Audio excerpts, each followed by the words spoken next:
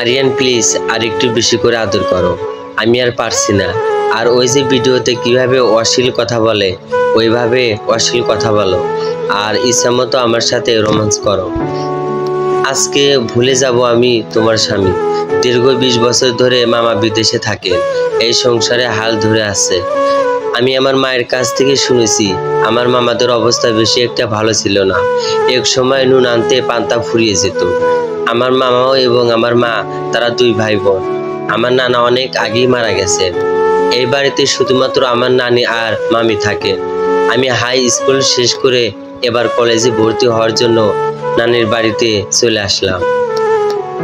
এর মধ্যে আমাদের কিছু আমার পরিচয় দেই।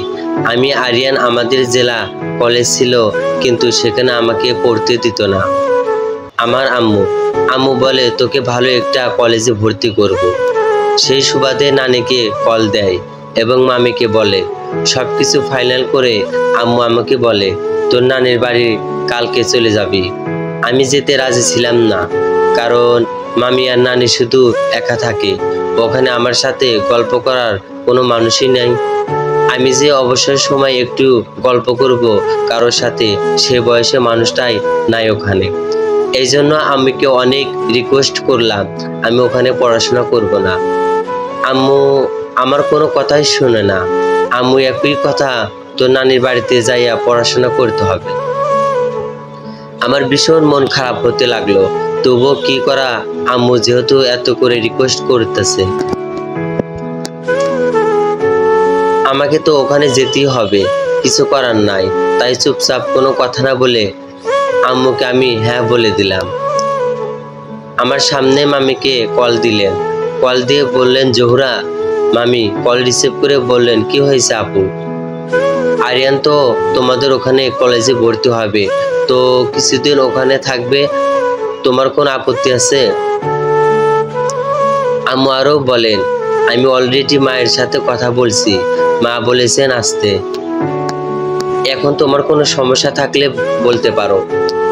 তখন মামি বলেন কি বলো আপু, আরিয়ান তো আমারই ছেলের মতন, সমস্যা হবে কিসের জন্য? আম্মু তখন বললেন আমি একটু নিশ্চিত হলাম তোমার কথা শুনে, কারণ আমার খুবই ইচ্ছা আরো অনেকটা ভালো কলেজে ভর্তি হব এবং ভালোভাবে লেখাপড়া শেষ করব। আবারও তখন মামি বলে আপু খামাখা টেনশন করবেন না তো, আরিয়ান এখানে আসলে ও ভালোভাবে লেখাপড়া করতে পারবে, এই নিয়ে আপনার ভাবতে হবে না। এই বলে আম্মু কল কেটে দিয়ে আমাকে বলল সবকিছু গুছিয়ে কালকেই রওনা দিবি। আর হ্যাঁ, তোর নানি এবং তোর মামির একা থাকা দুজনেই তুই অবশ্যই একটু দেখে শুনে রাখবি, যেহেতু তোর মামা বিদেশে থাকে। আম্মুকে বললাম তুমি এই নিয়ে টেনশন করো না। আমি পরের দিন সকালে রওনা দিলাম মামার বাড়িতে যাওয়ার উদ্দেশ্যে এবং পৌঁছে গেলাম মামার বাড়িতে। বাড়িতে ঢুকতে আমি প্রচন্ড টায়ার্ড এবং অনেক ঘেমে গেছি। আমি দ্রুত এসে আমাকে বলে তুই শার্ট খুলে ফ্রেশ হয়ে নে আরিয়ান। আমি মামির কথা কিছুটা শুনে অবাক হলাম, মনে মনে ভাবতে লাগলাম আমি এখন ছোট আছি, আমাকে শার্ট খুলতে বলে। মামির বয়স 35, কিন্তু দেখতে এখনো এই জেনারেশন মেয়ের মতো লাগে, কারণ মামা বিয়েতে 3 মাস পরই বিদেশে চলে যায়। আজ প্রায় 15 বছর হতে লাগলো, তবুও মামা বাড়িতে আসে না। মামাকে আমি অনেকবার বলেছি মামা তুমি দেশে আসো। মামা একই কথা বলে, পাগল ছেলে, বাড়িতে যাই আমি এখন কি করব? মামির বাতাস করা শেষ হয়ে গেল, বলল আরিয়ান তুই খাবার টেবিলে আয়, আমি খাবার দিচ্ছি। আমিও মামিকে বললাম আচ্ছা ঠিক আছে আমি আসছি। এরই মধ্যে আমার নানি আমাকে বলে আমার স্বামী কি চলে এসেছে। মামিকে বললেন, মামি কখনই বললেন হ্যাঁ আপনার স্বামী, আমি চলে এসেছি। আমার সাথে অনেক মজা ঠাট্টা করে আমার নানি, মনে মনে মুরব্বি হয়ে গিয়েছে তাতে কি আছে। তবে আমার নানি অনেক রসিকতার লোক, আমাকে অনেক ভালোবাসে। আমিও যখন বাড়িতে থাকতাম আম্মুর সাথে যখনই কথা হতো আগে আমাকে খোঁজ নিত আমার নানি। অনেকবার বলেছে নানি তাদের বাড়িতে আসছে, কিন্তু আমি আসি না, কারণ ওই যে বললাম ওখানে আমার ভালো লাগে না, এই জন্যই কখনো যাওয়া হয় না। এখন আমি পুরো মাইন্ডকে চিপায় পড়ে গিয়েছি। বুড়ি আমাকে পেয়ে কাছে থেকে অনেক আদর করতে লাগলো। এরপর খাওয়া দাওয়া শেষ করে আমি রুমে যাব, তখনই আবার মামি ডেকে বলে, আরিয়ান, তোমার কোনো কিছু লাগলে লজ্জা পাবে না, আমি তো তোমার মায়েরই মতো। আমি বললাম, আচ্ছা, আমি আমার যদি কোনো কিছু থাকে অবশ্যই আপনাকে বলবো। রুমে যাওয়ার পরে দেখি রুমে অনেক গরম। ইদানিং এই কয়েকদিন প্রচন্ড গরম পড়তেছে, রুমে থাকাই যায় না। যেহেতু এখন এপ্রিল মাস চলে, গরম তো একটু বেশি পড়বে। আর এটা শহরে সব সময় একটু গরম বেশি পড়ে। শহরে আশেপাশে কোনো গাছপালা নাই, চারিদিকে হইচই, বিল্ডিং আর বিল্ডিং। এ কারণে গরমটা একটু বেশি পড়ে। রুমের দরজা লক করতে আমি ভুলে গিয়েছিলাম। আর হ্যাঁ, আমি একটু ছোট থেকেই দুষ্টু, কারোর সাথে কোনো লজ্জা কোনো কিছু পাই না। আমি প্যান্ট পরা ছিল, এত গরম যে না পেরে চেঞ্জ করতে যাব, তখনই মামি আমার পুরো শরীর দেখে ফেলে। ওই সময় মামিকে দেখে অনেক চিৎকার করলাম।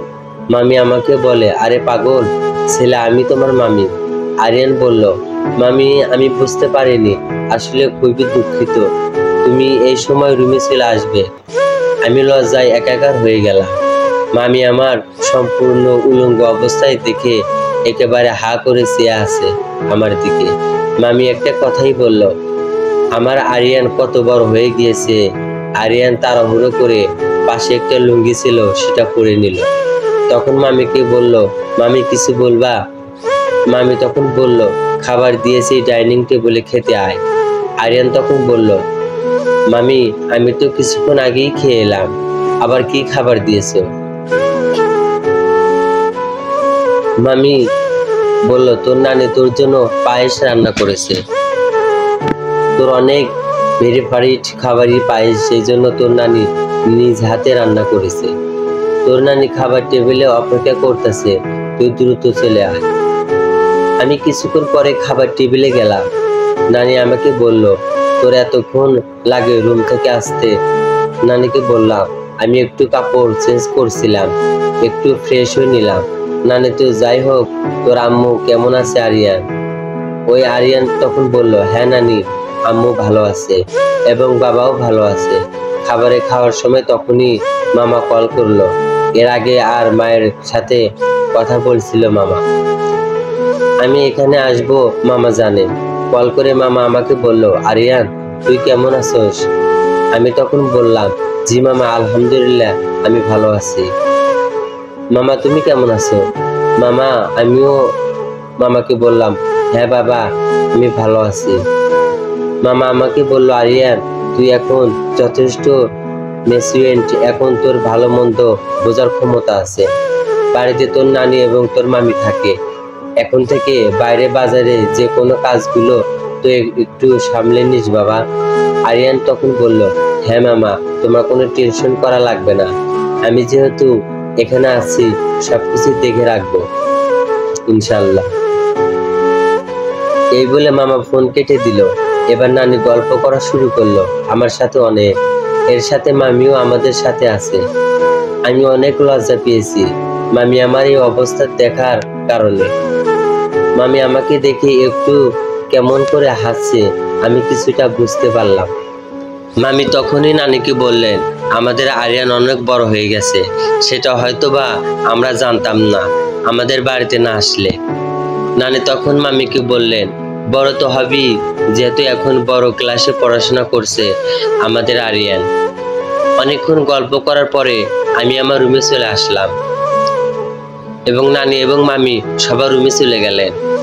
রুমে যাওয়ার কিছুক্ষণ পরে আমার আম্মু আমাকে কল দিয়ে বলল, আরিয়ান সবকিছু ঠিক আছে তো? আরিয়ান তখন বলল, হ্যাঁ আম্মু সবকিছু ঠিক আছে।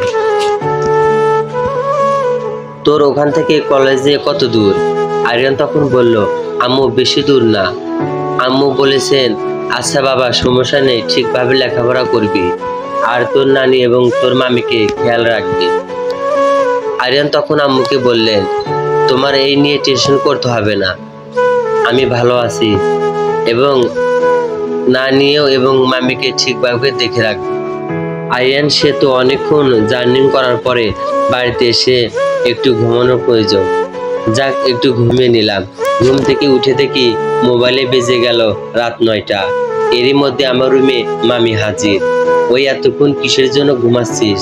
আমি বললাম, মামি এত জার্নি করা তাই তো, এজন্য একটু চোখটা লেগে গেছে। মামি তখন বলল, ঠিক আছে ফ্রেশ হয়ে নে, ডাইনিং টেবিলে খাবার দিয়েছি, তোর নানি তোর জন্য অপেক্ষা করছে। আমি বললাম, আচ্ছা ঠিক আছে মামি, আমি এখনই রেডি হচ্ছি। মামি, আচ্ছা আমি তো রুমে আছি, তুই ফ্রেশ হয়ে নে। আচ্ছা ঠিক আছে মামি, তুমি বসো, আমি ফ্রেশ হয়ে আসছি। আমি ওয়াশরুমে যাইয়া কিভাবে পানির ট্যাপটা ছাড়বো সেটা হয়তো আমি জানি না।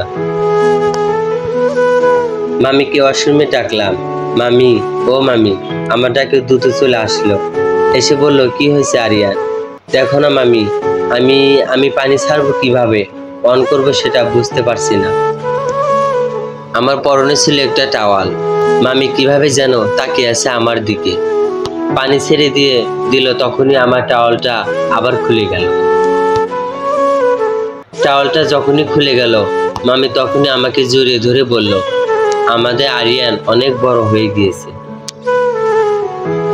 মামি ওয়াশরুম থেকে দ্রুত চলে গেলেন এবং আমাকে বললেন, দ্রুত কাজ সেরে খাবার টেবিলে আয়। আমি বললাম, আচ্ছা মামি, তুমি যাও, আমি আসছি। আরিয়ান তখন ভাবতে লাগলো, আমি একটা জিনিস বুঝতে পারছি না, কেন বারবার মামি আসলে আমার কাপড় চোপড় কেমন এলোমেলো হয়ে যাচ্ছে, আমার সাথে কি হতে যাচ্ছে।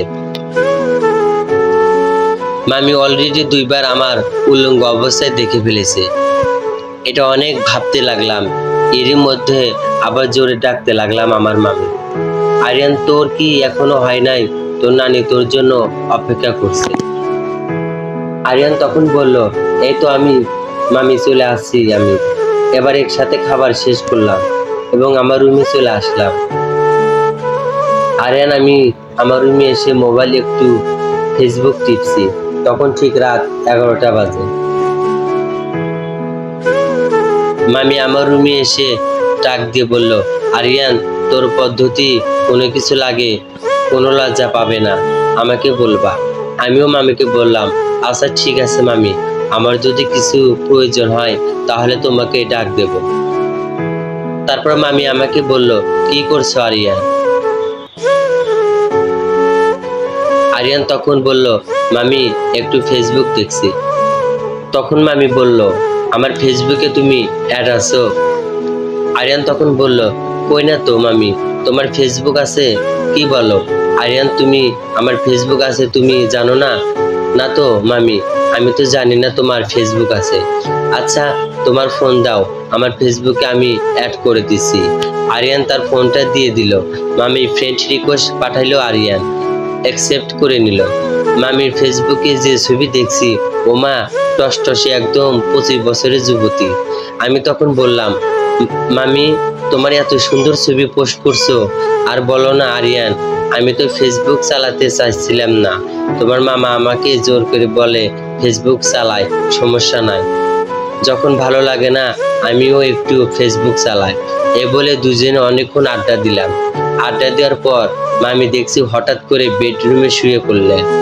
আরিয়ান তখন মামিকে বললেন, মামি তুমি কি ঠিক আছো? মামি তখন বললেন, আরিয়ান আমার একটু কোমর ঘাড় ব্যথা করছে। আরিয়ান তখন বলল, মামি আমি কি ডক্টর খবর দেব?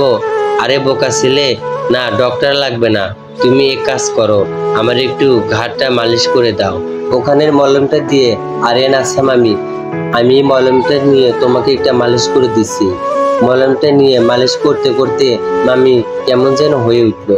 আমি খুব শান্তভাবে মামির ঘাড়ে মালিশ করে দিতেছি, আর একটু একটু করে কেমন জানি করছে। আমি বিষয়টা বোঝা ওঠার আগেই মামি আমাকে বলে উঠলো, আরিয়ান এত সুন্দরভাবে মালিশ কোথায় শিখলে? আমি বলে উঠলাম, আরে মামি এ আর কি এমন মালিশ, এর থেকে ভালো মালিশও আমি জানি। মামি তাই নাকি? মামি তাহলে একটু দেখাও তো। দেখাবো, তবে আজ না কালকে? না আজকে, এখনই। দুইজন কথা বলতেছিলাম, এরই মধ্যে দরজায় ডাক পড়লো। আরিয়ান, আমি বুঝতে পারলাম না, নানু ডাকছে। কি নানু বলে? নানু জেগে আছিস তাহলে? তোর মামি কোথায় রে? রুমে নেই, কোথায় গেল? ওদিকে ওষুধ খাওয়ার টাইম হয়ে গেল। নানু তুমি বিড়বিড় করে কি বলতেছো? আমাকে কিছু বলার সুযোগ দেবে না? আচ্ছা বলো। তুমি নানু, তুমি শান্ত হও। মামি কোথায় যে যায়নি, তোমার পিছনে দাঁড়িয়ে আছে, দেখো তুমি। আরে সত্যি তো বৌমা, কই ছিলে? আমি তোমাকে খুঁজতেছিলাম। লেখা, আমার ওষুধ খাওয়ার টাইম হয়ে গেল আর তুমি পিছনে শব্দ ছাড়া দাঁড়িয়ে আছো। আমি ভাবছি হয়তো নানুর কথাই মামি রাগ করবে, কিন্তু না। মামি এক গাল হেসে দিয়ে বলল, আচ্ছা মা, আমার ভুল হয়েছে। এখন চলো, তোমাকে ওষুধ খাওয়াই কেমন? চলো চলো। আসি রে আরিয়ান, ওকে যাও, গুড নাইট। মামি, গুড নাইট। সবাই সবার রুমে চলে আসলো। আমিও ঘুমানোর জন্য চেষ্টা করছি, কিন্তু ঘুম বাবা জি কোনোভাবেই আসতেছে না।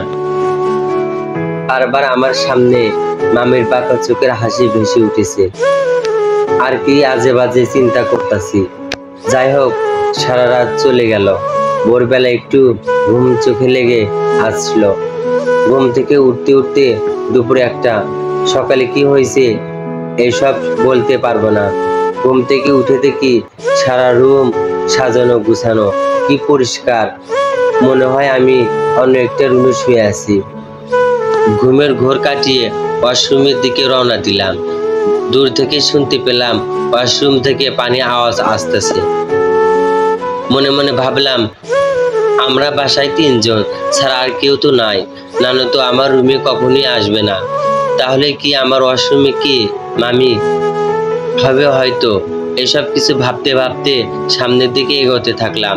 খেয়াল করে দেখলাম মামি হয়তো ভালোভাবে ওয়াশরুমের দরজাটা লক করেনি। ঝর্ণা ছেড়ে আপন মনে গান গাইছে আর গোসল করছে। আমি চুপি চুপি কাছে গেলাম এবং মামিকে দেখতে লাগলাম। কি সুন্দর শরীর। মামা তাকে বিদেশে, মামি আর থাকে কি করে? আর আমি এসব কি ভাবছি? মামি গোসল শেষ বের হয়ে মনে হয় তাড়াতাড়ি করে গোসল সেরে গেলাম। তলা পরে আমি বের হয়ে আসলো। সামনে আমাকে দেখে ধমকে দাঁড়ালো, এই আরিয়ান, তুই এখানে কি? বারে, আমার রুমে আমি থাকবো না তো কে থাকবে? মামি আসা, তাই তো ভুলে গেছিলাম। মন কই থাকে? আমি কই থাকি? আর মামার কাছে। মামি যা শয়তান বলেই রুমে চলে গেল। যাওয়ার সময় বলতে বলতে গেল, আরিয়ান তাড়াতাড়ি গোসল সেরে নিচে খাবার টেবিলে আসো। আমিও তাড়াতাড়ি করে চলবে।